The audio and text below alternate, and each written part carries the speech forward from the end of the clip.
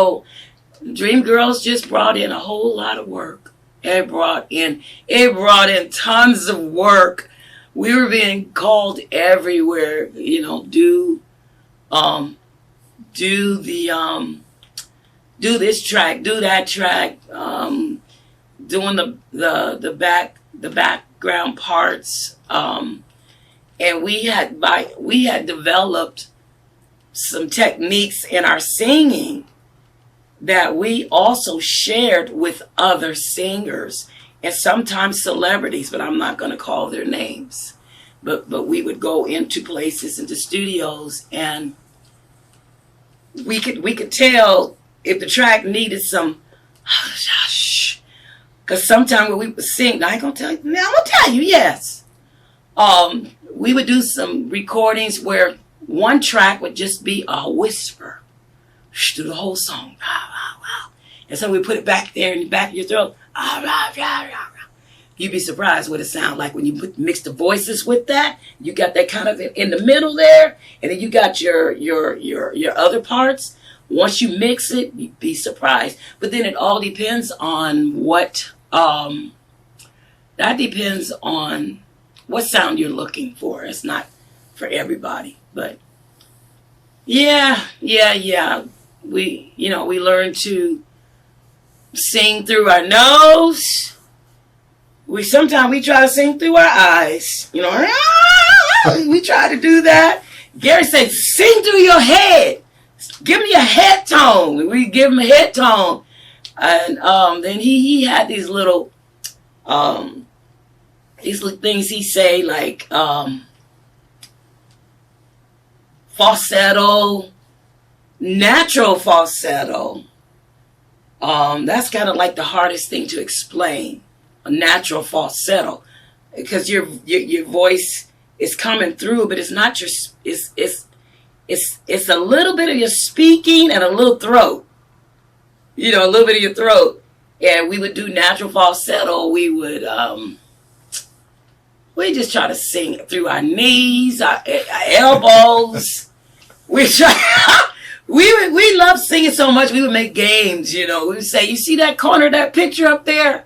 Sing on that corner of that picture." So we would do that, but you know, Dream Girls was like, I don't know if it was a dream come true. It's probably Gary's dream come true, because he was our instructor and he was teaching us all the songs and the parts, and it happened. Thank you, Lord. So you just touched on Gary Lanier Faggot. I think it's important that people know that he wrote the hymn, If We Never Pass This Way Again. Yes. And your relationship with him sounds very precious. As you just said, he would really, really push you all. At what point did you actually start doing the gospel marathons and becoming very popular in the gospel realm, being on TV when they would do those marathons and such? Well, I started, that was the first thing I did with Gary was sing gospel music and singing in the church. You know, the different marathons, we were singing gospel. That's all we would really do out in public. I mean, Gary's daddy was a pastor too. Okay. So, I mean, we wasn't going to be doing too much of the other stuff, you know, and not be told about it. So the first thing we were doing was gospel music. That was it. We didn't go anywhere singing any secular music. That's what we did.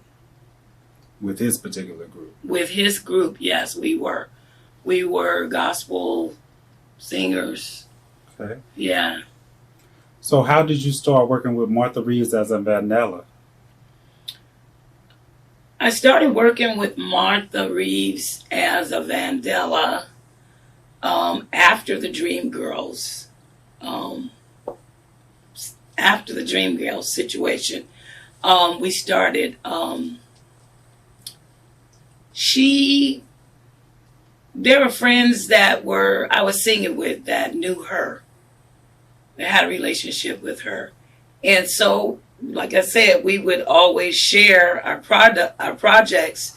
If somebody needed another part, then, they would most likely recommend you, So the way I got with her was through someone else that knew her, and she needed an alto, so I got that part, and I may have even gotten the tenor part a couple of times. So it went from there. Somebody need a singer,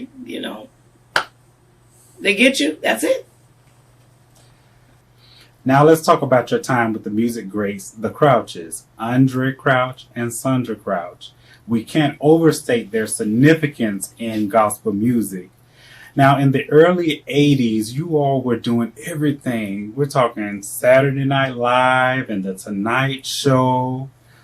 Wasn't that groundbreaking? How was that during that time? Shoot, during all the shows, the Johnny Carson show, the Saturday Night Lives,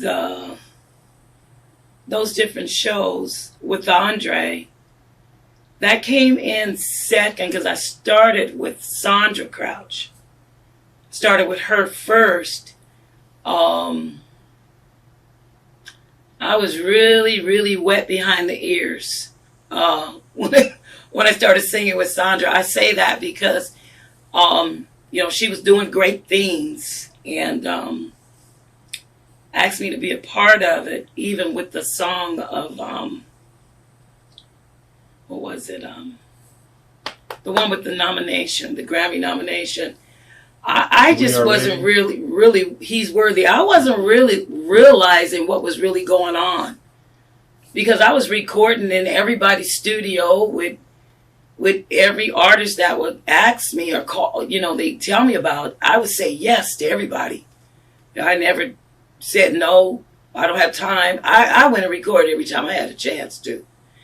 And so when I got with Sandra, I actually was asked to record the song with her. He's worthy. Hallelujah. Praise his name. Hallelujah. Glory, glory. Hallelujah. And I didn't know that it was going to go where it went. I had no idea. I was just recording and loving to record, loving to sing. And we recorded. Next thing I know, we're up for a Grammy, which was a real big deal. I didn't know how to handle it. How did you find out you were nominated for a Grammy? Through her. I was already a member of the union, AFTRA, and we were nominated. We were on when they send you the election form, to vote.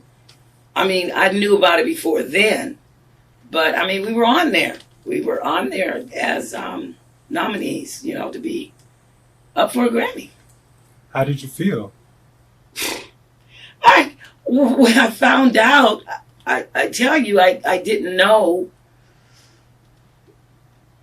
I didn't know what to think because I just didn't know the depth of it. You have to remember, I was at church all the time. I was singing at church. We didn't do things like that. So when this happened in my life, everybody was all excited, and I was excited too, but I was still... I never got where I felt like I had been so great. Oh, that this is such, not the Grammys, but me. I did not feel like I was that great or even thought about it. I just said I went and did the work. And that's where my head was. I did the work. The work created something big. And so I just went with it. And in that kind of put me in a certain frame of mind, or put other people in a certain frame of mind. Because even with that Grammy, I didn't even go on stage. I wasn't invited to go on stage to get the Grammy. When the album won. Yes, I wasn't invited to go on stage. I wasn't invited to sit with the other people that were, their names were on it also. I sat in the back. Well, not in the back, but I sat in the seat that, they gave me a seat to sit in. I had the ticket and everything. But I'm saying I did not get the pleasure or the joy or anything to go on that stage. At the time, it didn't even bother me because, like I said, it was something new. I knew it was a big deal. I was happy about it and thankful. I knew who I was. I knew my part. in the song and in the singing, the hard work. But as far as going up on the stage to receive it, nope. Now on to Steven Spielberg's The Color Purple with Oprah, Margaret Avery, Danny Glover, and so many others. Quincy Jones was working on this soundtrack, and you all recorded Maybe God's Trying to Tell You Something, correct?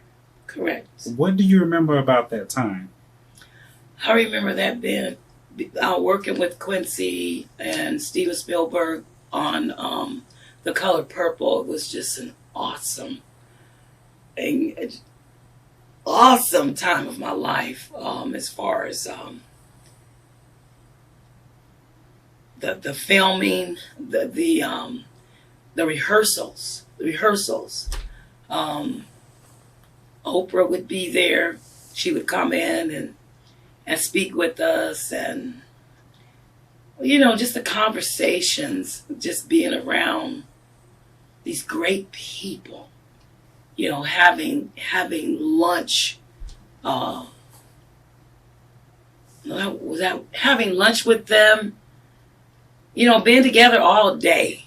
You get up in the morning and you get dressed and you go be with Quincy Jones and Oprah and whoever else would come in. It was just wonderful listening to the music and making it perfect. Knowing I'm standing here and it's gotta be perfect. You can't mess up or do your own thing.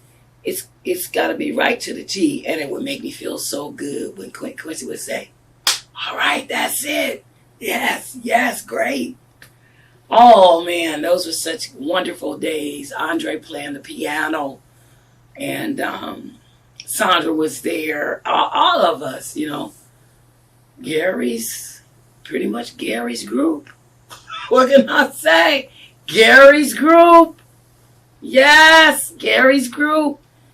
Many people may not know that Tata Vega is actually singing Suge's part. That's Tata Vega's voice that they're hearing. Yes, she is. Yes.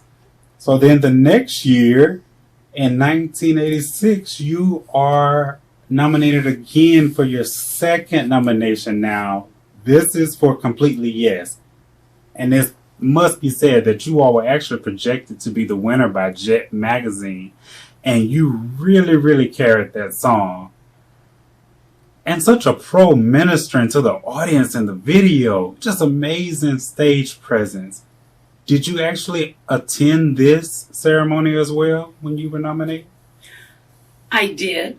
I attended the ceremony. It was very exciting because I had a little more information in my head now from the first time. It was kind of new experience for me, but it was more exciting. A great night, just a beautiful night. I went to the different parties they had. It was just wonderful. That was a big year. Michael Jackson was there. Whitney Houston won her first award. Yes. Now, was that your first time seeing Michael? No. I don't. It wasn't.